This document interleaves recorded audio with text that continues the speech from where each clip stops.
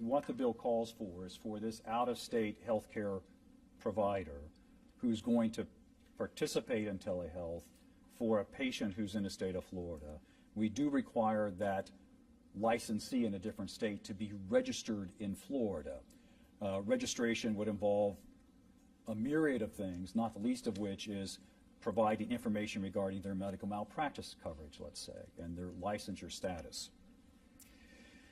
When we say registration, we're saying that we keep a listing and we make that listing publicly available.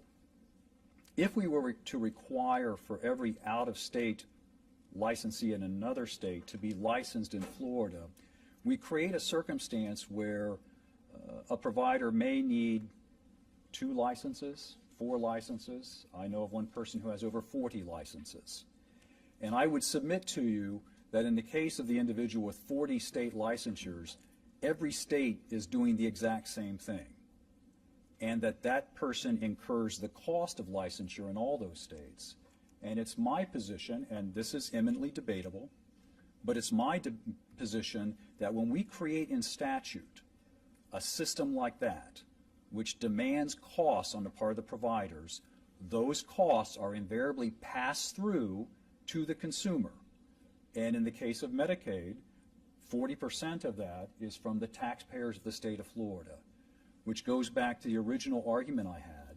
When we statutorily incur that cost in the system, what are my taxpayers getting in exchange for that? And I would submit to you, all 50 states are pretty good, and that multi-state licensure should not be a necessary component.